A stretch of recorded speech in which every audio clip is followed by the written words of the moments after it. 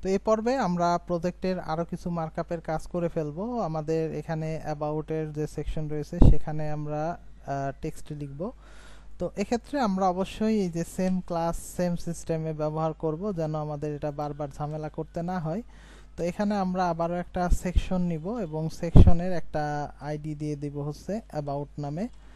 তো এক্ষেত্রে এটা আমরা দিয়ে দিলাম এটা টাইটেল হিসেবে। এখন আমাদের এখানে অ্যাবাউট এর টাইটেলের পরে অ্যাবাউট এরও দুইটা কন্টেন্ট রয়েছে, একটা হচ্ছে লেফট সাইডে ইমেজ এবং রাইট সাইডের বেশ কিছু কাজ রয়েছে।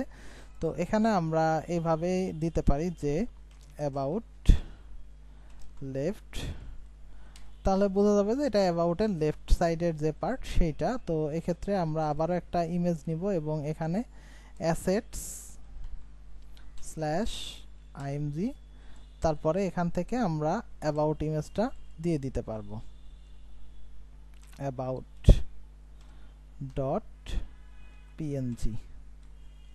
তো আমরা এখানে ইমেজটা দিয়ে দিলাম এবং রাইট সাইডে আমরা হচ্ছে অ্যাবাউট রাইট এরকম ভাবে নামকরণ করলাম। তো এই নামকরণগুলো অবশ্যই আপনাদের ব্যক্তিগত বিষয়, যে যার মতো নামকরণ করতে পারেন, তবে অবশ্যই চেষ্টা করবেন যে এই সেকশনের রিলেটেড কোনো নামকরণ করার জন্য।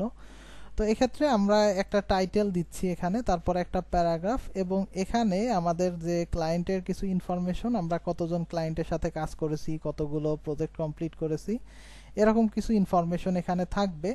তো এখানের যে অবস্থান আপনি যদি একটু খেয়াল করেন, তাহলে আমাদের এখানে প্রথমত রাইট সাইডে একটা টাইটেল ইউজ করতে হবে। তো অ্যাবাউট রাইটের মধ্যে আমি এখানে H2 ইউজ করছি। তারপরে এখানে আমরা যেটা করব যে এই যে প্যারাগ্রাফ অংশটা ব্যবহার করেছি, এই প্যারাগ্রাফটা এর নিচেই কল করে দিব। এবং আমাদের এই পার্টটা যদি একটু খেয়াল করেন, যে এখানে আমাদের একটা আইকন রয়েছে লেফট সাইডে এবং রাইট সাইডে আমাদের হচ্ছে টেক্সট রয়েছে। তো এক্ষেত্রে আমাদের এইটার প্রত্যেকটার আবার ব্যাকগ্রাউন্ড রয়েছে। তো এইটা হচ্ছে অ্যাবাউটের কাউন্টার হিসেবে আমরা বলতে পারি যে এখানে কিছু একটা গণনা করা হচ্ছে। তো রাইট সাইডে আমরা এখানে এই প্যারাগ্রাফের পরে একটা নতুন ডিভ নিব এবং সেখানে বলতে পারবো যেটা হচ্ছে অ্যাবাউট কাউন্টার। তো অ্যাবাউটের কাউন্টারের মধ্যে আমরা এখন কি করব, এটা হচ্ছে সিঙ্গেল, আচ্ছা অ্যাবাউট সিঙ্গেল কাউন্টার এইভাবে আমরা লিখতে পারি। আর অবশ্যই যে নামগুলো করার সময় আপনি আন্ডারস্কোর দিতে পারেন অথবা হাইফেন দিতে পারেন। তো আমি প্রিফার করি আন্ডারস্কোর, এটাতে সুবিধা হচ্ছে যে আমি যখন ডাবল ক্লিক করব তখন কিন্তু এটা সহজে আমি কপি করতে পারতেছি। তো এখানে আমি অ্যাবাউট সিঙ্গেল কাউন্টার নামে একটা ক্লাস নিচ্ছি। তারপরে এখানে আমরা হচ্ছে আইকন ব্যবহার করব এবং রাইট সাইডে কিছু টেক্সট ব্যবহার করব। তো এক্ষেত্রে আমি এখানে একটা আইকন কল করি, আই ক্লাস হচ্ছে fas ডট fa ইউজার। এখন আপনাদের যে এরকম সবসময় মুখস্থ থাকবে বিষয়টা এরকম না, আপনাদেরকে যেটা করতে হবে যে আইকনে যে প্রথমত এই আইকনগুলো আপনারা নামকরণ করে নিয়ে আসবেন। পরবর্তীতে আপনাদের ব্যবহার করতে করতে এরকম বেশ কিছু আইকনের নাম হয়তো মুখস্থ হয়ে যাবে, যেটা এখন আমি করতে পারছি। তো এখানে আমার এটা হচ্ছে আইকন, আর এই রাইট সাইডের জন্য আমাদের হচ্ছে আরেকটা অপশন দিতে হবে। তো এখানে আমি বললাম হচ্ছে সিঙ্গেল কাউন্টার রাইট।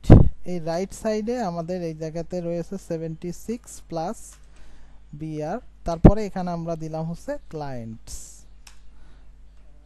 তো এখানে এটা হয়ে গেল। এখন আমাদের এই সিঙ্গেল কাউন্টারের ডুপ্লিকেট করতে হবে 3 বার। তো এটাকে আমরা প্রথমত সিলেক্ট করব হচ্ছে যতটুকু সিঙ্গেল কাউন্টার ততটুকু, এবং আমরা একইভাবে এটা ডুপ্লিকেট করে রেখে দিব। তাহলে আমাদের এই সেকশনের মার্কআপ শেষ। এখন আমরা যাব হচ্ছে পোর্টফোলিও সেকশনে। তো পোর্টফোলিও সেকশনটাও আমরা কিভাবে করব আপনারা ইতিমধ্যেই বুঝে ফেলেছেন। আমরা এখানে সেকশন নামে একটা ট্যাগ শুরু করব। এখানে আমরা লিখব হচ্ছে আমাদের আইডির নাম পোর্টফোলিও। তো পোর্টফোলিও এখানে দিয়ে দিলাম এবং আমরা এখন পোর্টফোলিওর যে টাইটেল, সেই টাইটেলের জন্য আমরা যে টাইটেল ক্লাস ইউজ করছি সেইটা ব্যবহার করব এবং তার মধ্যে আমাদের যে অপশন ইউজ করেছি H2 হিসেবে পোর্টফোলিও আমি লিখে দিচ্ছি এখানে। তো এটা আপনারা কপি করেও নিয়ে আসতে পারেন। আর টাইটেলের নিচে অবশ্যই এখন আমাদের এই যে পোর্টফোলিওর এই কন্টেন্ট এইগুলো থাকবে।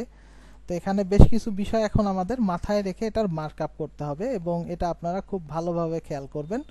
আমাদের এটা যদি ভালোভাবে মার্কআপ না করি তাহলে পরবর্তীতে এটা কিন্তু এরকম হভার ইফেক্ট নিয়ে আসা একটু কষ্ট হয়ে যাবে।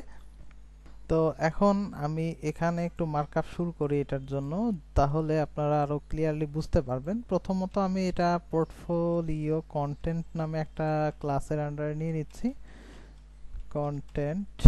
ওকে, তো এখানে আমাদের হচ্ছে এক একটা সিঙ্গেল পোর্টফোলিও। তো সিঙ্গেল পোর্টফোলিওর মধ্যে আমাদের একটা করে ইমেজ থাকবে। এখানে যেমন ভাবে আমরা দেখতে পাচ্ছি যে প্রত্যেকটাতে কিন্তু একটা করে ইমেজ রয়েছে, কিন্তু যখনই এটাতে আমরা হোভার করব তখন এখানে একটা ইনফরমেশন আসবে। তো এজন্য আমি ইন্সপাইরেশন থেকে এই ইমেজটাকে কপি করে নিয়ে আমাদের প্রজেক্টের ইমেজ ফোল্ডারের মধ্যে আপাতত দিয়ে দিচ্ছি। এটা হচ্ছে পোর্টফোলিও নামে। তো এটার নাম কপি করে নিই একেবারে, যাতে আমাদের আর ঝামেলা করতে না হয়। তো এখানে দিলাম যে এটা হচ্ছে ইমেজ, এটা হচ্ছে পোর্টফোলিও। এখানে আমাদের আগে অবশ্যই assets/img, তারপরে পোর্টফোলিওটা দিতে হবে। তো এখন আমরা চাচ্ছি যে যখন এই সেকশনটাতে কেউ হোভার করবে এই সিঙ্গেল পোর্টফোলিওর মধ্যে, তখন তার এই সেকশনে আর একটা নতুন জিনিস আসবে, সেটা হচ্ছে একটা ইনফরমেশন। তো সেই ইনফরমেশনের মধ্যে আমরা কি কি দেখাতে যাচ্ছি, এই প্রজেক্টের নাম দেখাতে যাচ্ছি, একটা শর্ট ডেসক্রিপশন এবং একটা বাটন দেখাতে যাচ্ছি। তো আমরা এখানে এইটা লিখে দিব। যেমন এখানে আমরা হচ্ছে একটা ক্লাস নিব যে পোর্টফোলিও হোভার কন্টেন্ট। তো এই কন্টেন্টের মধ্যে আমরা এখন প্রথমতই নিচ্ছি হচ্ছে h1 এ এখানে আমাদের যে প্রজেক্টের নেম থাকবে সেটাকে বসিয়ে দিব। তারপরে এখানে আমরা একটা শর্ট ডেসক্রিপশন নিতে চেয়েছি, সেই ডেসক্রিপশনটাকে এখানে কপি করে দিব, এবং এরপরে আমরা একটা বাটন ইউজ করব, সেই বাটনটা এখানে দিয়ে দিচ্ছি। তো এখানে আমরা বাটনে দিয়েছি যে ভিউ ইন মোর ডিটেলস অথবা ভিউ ইন ডিটেলস, একটা বাটন যেখানে ক্লিক করে আমাদের নতুন একটা লিংকে এখানে নিয়ে যাবে। তো আমাদের এটা দেয়া হয়ে গেল। তো আমাদের এই মার্কআপটা কিন্তু প্রত্যেকটা ইমেজের জন্য এখানে অ্যাপ্লাই হবে, কিন্তু অন্যান্য ইমেজগুলোর ক্ষেত্রে আসলে সেটা ভিজিবল থাকবে না। তো এখন আমাদের মার্কআপের সময় আপাতত আমরা এটা এরকমই রেখে দিচ্ছি যাতে আমাদের এটা বুঝতে সুবিধা হয়। তো এখন আমি সিঙ্গেল পোর্টফোলিও এই যে ক্লাসের ভেতরে যতটুকু অংশ রয়েছে এটাকে কপি করে নিচ্ছি, 2 3 4 5 6 এই পর্যন্ত কপি করে রাখলাম। তাহলে আমাদের এখানে আপাতত এই অংশটার মার্কআপও শেষ হয়ে গেল।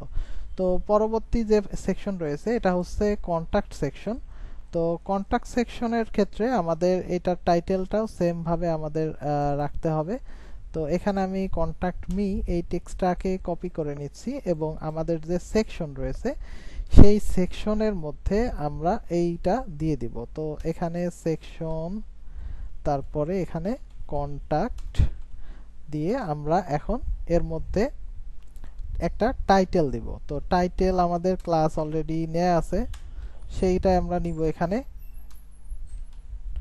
টাইটেলের মধ্যে অবশ্যই আমরা h2 ব্যবহার করেছি, তো এখানে আমি দিয়ে দিলাম কন্টাক্ট মি। তো এখানে টেক্সট কেমন আছে এটা বিষয় না, আমরা এটা আমাদের কোড দিয়ে ঠিক করে ফেলতে পারবো। তো এখানে টাইটেলের অংশটা গেল। এখন আমাদের এখানে কন্টাক্টের যে ফর্ম এটা এখানে মূলত এখন আমাদের দিতে হবে। তো আমরা এখানে কন্টাক্ট ফর্ম লিখে একটা ক্লাস নিচ্ছি, এবং এখানে আমাদের মূলত এই বাকি যে প্লেসগুলো রয়েছে এগুলো এখন রেডি করতে হবে। তো পরবর্তী পর্বে আমরা এটা মার্কআপটা শেষ করে ফেলবো। সে পর্যন্ত সবাই সাথে থাকুন, ধন্যবাদ।